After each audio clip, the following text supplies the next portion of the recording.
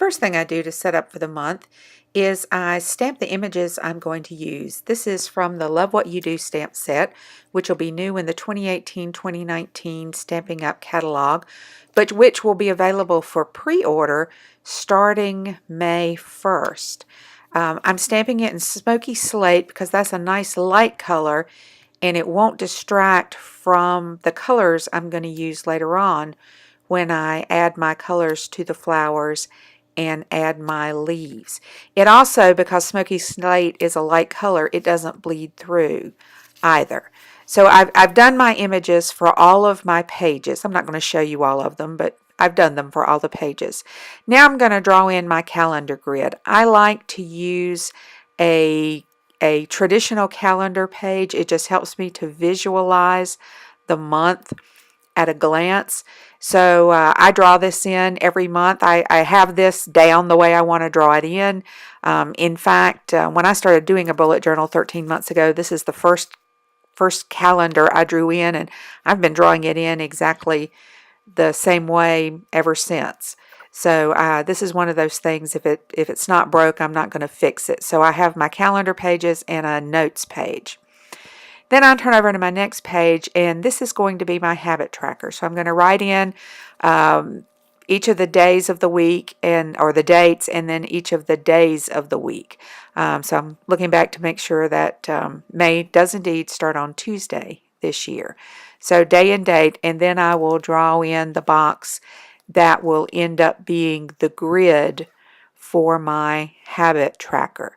I track about anywhere from 12 to 15 habits a month, just to try to develop some better habits, get rid of some bad habits and develop some better habits. Now this is my mood tracker, and I'm using a flat protractor compass from Moxie Dory, and I'll link the Moxie Dory Etsy shop below. This is a really handy little tool. I saw Boho Berry do this and really loved it, and so I have adapted it for my own use. For most of the last year, I've been using this. So I'm drawing the circles. I'm putting in, because I'm going to track 3 periods of the day. I'm going to track morning, afternoon, and evening.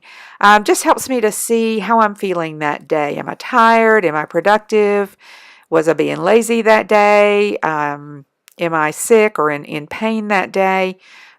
Just helps me just sort of keep track with what's going on, and helps me sort of see patterns. So this is something that's become a monthly staple. So you'll see now I'm going in and I'm adding my, this is what's going to be my days. The protractor compass has 32 equally divided points on the circle. So with May having 31 days, I've got 31 days plus my 32nd is where I'm going to write in the morning, afternoon, evening, so we know what I'm tracking when. When we come back and you see the finished page of this, you'll see that I'm also going to embellish this page a little bit, or a great deal. And then on the facing page, this is where I'm going to do my code. So I'm doing my boxes. I'm tracking 10 moods, and you can see I have to look back to see what they are. So the moods I track are happy, grateful, productive, relaxed, excited, lazy, tired, sad, stressed, and in pain, or if I'm having a sick day that day. And then I have I'm using my mild liners, and I have a color for each of those. So then I can go through and I can see on a day-to-day basis what was my mood for that day, how was I feeling morning, afternoon, evening. I mean, I can tell you right now, on the days that I teach, in my day job, I'm a college professor. On the days that I teach, generally the mornings will be pretty productive, but when I get home after I've been in the classroom all day, I'm wiped out. So we see the sort of purpley pink and gray on those days a lot. Now I'm going to go in and I'm really going to start adding some life to my spread by adding some color. And you just saw a page that I've already done. For this month, I'm going to use one of Stampin' Up's Retiring in Colors Peekaboo Peach. For the last 2 years, this has been my very favorite color. It's retiring in the new catalog, so it's going to have sort of its last blast, last hurrah for me in May. So I'm going to use it as my main color. And you can just see I squeezed some color out into the lid of the ink pad, and then I got my water brush, and I'm just going to watercolor it in. The watercolor goes in very lightly. It lets me control how much color I want to add in. It does not bleed through. And with the water brush, I can really control how much water I want to add, so it doesn't make my pages all crinkly and wrinkly either. So I start out with a very light wash of color.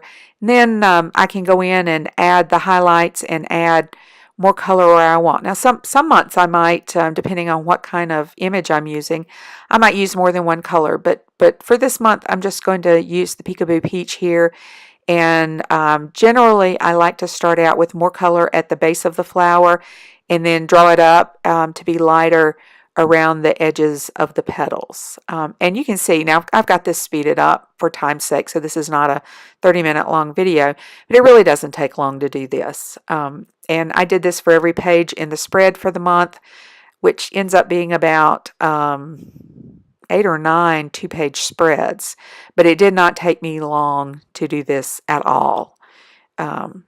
Just it goes very quickly, and it's just one of those things. It's very relaxing. It's a lot of fun to see the images start to come to life on the page when you start adding in the color.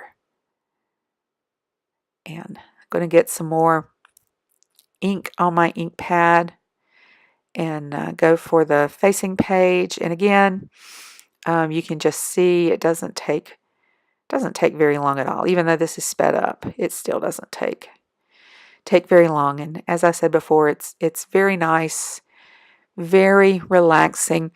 And I used the smoky slate to stamp the image, and I did that because that's a really nice light color. It doesn't bleed through, and it also won't distract from the Peekaboo Peach and from the watercolor.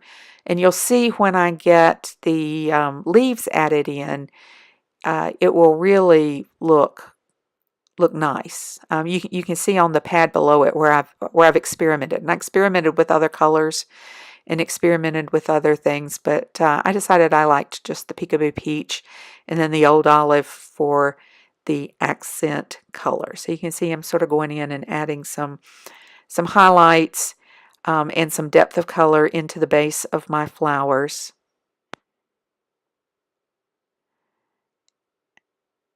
And now I've got my flowers painted. And see, the great thing about the watercolor, very forgiving.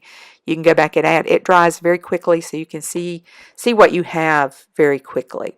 And as I said before, it doesn't bleed through. Now I'm going to go in and I'm going to use a small leaf stamp from the Love What You Do stamp set. And I'm going to put that on a small stamp block. I'm going to put it on the corner. And the reason I like to put that on a corner, especially for something like this, is that I don't, it lessens the chance of getting ink on the block in other places, which can get messy sometimes. Now you'll notice I did something, I stamped the stamp on my scrap pad first before I stamped it on in my bullet journal. The reason I do that, Old Olive's a darker color, and darker colors in the Leuchtturm 1917s sometimes will not so much bleed through, but there'll be an awful lot of shadowing. And so I find with the darker colors, if I stamp off, there's no bleeding through and there's really not any shadowing.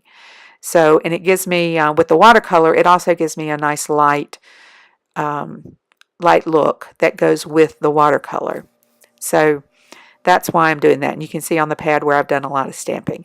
Then I'm going in and adding where I've written the dates in on the calendar. I just like to shade in the square with the dates written in. It just gives it a little interest, gives it a little look. So I'm using the Old Olive as watercolor there. And you can see it just gives it a little more depth, a little more interest in the calendar itself. And again, I've got this sped up, but this goes very quickly to do this.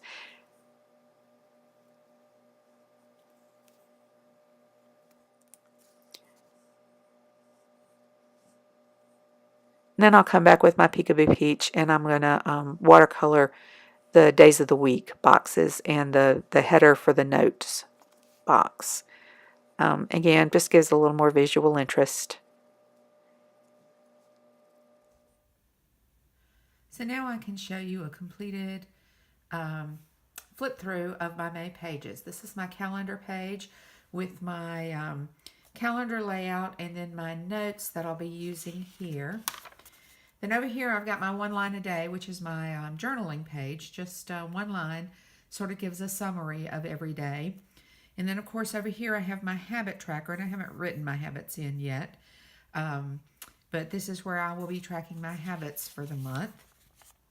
Then over here is the finished mood tracker, and you can see I did embellish this a little bit more. I added the flowers in the center. I added the little flowers and leaves around the edges, and then just little flowers in the corner. And this is just a bright, pretty page. And then of course once I have all the colors in it at the end of the month, it will give me a synopsis of how I've been feeling throughout the month.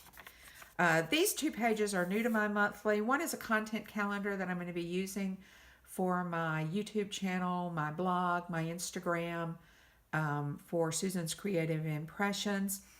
And this is just one. I'm getting ready to have knee replacement surgery in a couple of weeks. So I'm going to be tracking my post-surgery rehab, which is going to be very important. And then here's my first weekly setup. You can see I've gone in and added, I like to see just a little month overview on each weekly page, the week it is, and then the flowers. And I will tend to split my weeks. As you can see today, as I'm filming this, is Monday the 30th, which is obviously technically in April. But since most of the week is in May, I'm including this in May. And typically what I will do is if most of the week, I will put the weeks that are split wherever most of the week is. So in this case, most of the week is in May, so it goes in May. If Sunday had been May 1st, then I would have kept this week in April. So, and then I have the rest of my weekly pages all stamped and ready to go for this month. So now, once I get it set up for the month, all I will be doing is drawing in my weekly my weekly pages, and then I will I'll be ready to go until it's time to set up for June. So anyway, I hope you've enjoyed this, and I hope you see how I watch a lot of bullet journal videos, and I see people who are such great artists, and I am not an artist. I can't draw anything. So stamping has really allowed me to really make my journal pretty, and I like pretty. It keeps me coming back. It makes me happy to look at it. So it has allowed me to do this without being able to draw. So if this is something that you've struggled with and you think, well, I look at this and I get intimidated by all the beautiful journals I see and all the beautiful drawing and all the beautiful hand lettering. And as you can see by my hand lettering, I've still got a long way to go on my hand lettering. But I'm getting there, and it's fun to work on it. So I hope if you think that bullet journaling will give your productivity a boost, you'll give it a shot. And the great thing about a bullet journal is you don't have to make it pretty at all if you don't want to. You can make it entirely functional. Mine is very functional, but I just like to put a little color and a little design in it as well. So I'm looking forward to the month of May, and I hope you have a beautiful month of May as well.